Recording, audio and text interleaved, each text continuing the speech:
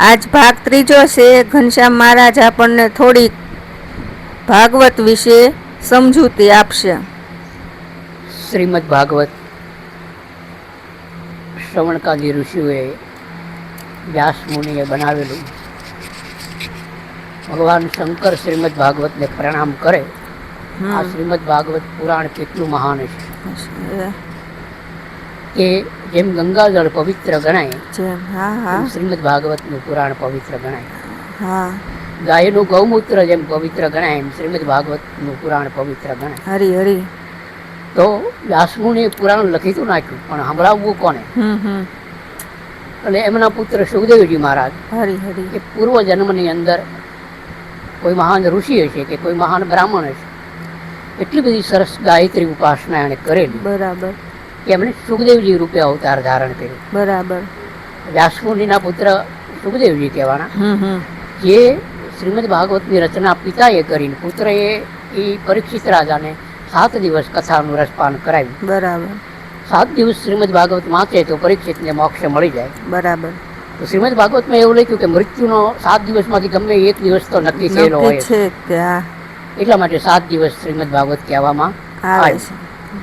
તો પરીક્ષિત રાજાએ કહ્યું, મહારાજ મને તો શમીક મુનિનો શ્રાપ ને આ બધું કેમ પેલું થાય ને.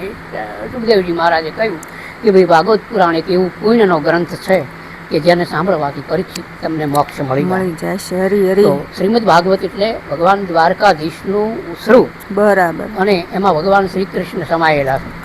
એટલે શ્રીમદ ભાગવત પુરાણ ને ઋષિમુનિઓ બ્રાહ્મણો પગે લાગ્યાનું કારણ કે ભાગવત પોતે જ શ્રી કૃષ્ણનું સ્વરૂપ છે, અને એટલે આપણે ભાગવત પૂછીને પગે લાગવું પડે છે. તો એવી રીતના સુખદેવજીએ પરીક્ષિત રાજાને ગંગાને કિનારે 7 દિવસ ભાગવત સપ્તાહ સંભળાવ્યું. પરીક્ષિતને જન્મ જ્યારે થયો ત્યારે એની માતાએ કીધેલું કે ભાઈ આ છોકરાનું મરણ સર્પદંશથી થાય, અને ગમે ત્યાં રમતો ગમતો હશે ત્યાં સર્પ કરડી જાય, અને સર્પ કાળ રૂપે આવશે અને કાળ આને છોડશે નહીં.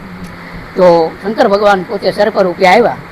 પરીક્ષિત રાજાને એમ કે કાળ છોડે એમ નહોતો, એટલે એને સુખદેવજીને પ્રાર્થના કરી કે મહારાજ મૃત્યુ તો ગમે ત્યારે એક વખત છે જ, કોઈ અમર તો થઈને આવ્યું નથી, કોઈ રહેવાનું નથી. તો વ્યાસમુનિના પુત્ર સુખદેવજીના આંખમાં આંસુ આવ્યા. ઓહો, રાજા તો કેટલો અહંકારી હોય ને આને કેટલો વિવેક મળી ગયો.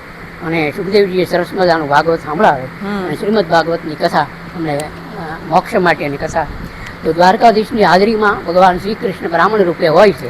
સુખદેવજી મહારાજ કથા કરે છે, અને પરીક્ષિત રાજા શ્રીમદ ભાગવત 7 દિવસ કથા સાંભળી. એ આપણું ભાગવત મોક્ષનું પુરાણ, મોક્ષ પિતૃ મોક્ષ માટેની કથા, અને શ્રીમદ ભાગવત શ્રી કૃષ્ણનું સ્વરૂપ. બોલો દ્વારિકાધીશ કી જય, કનૈયા લાલ કી જય. Very good.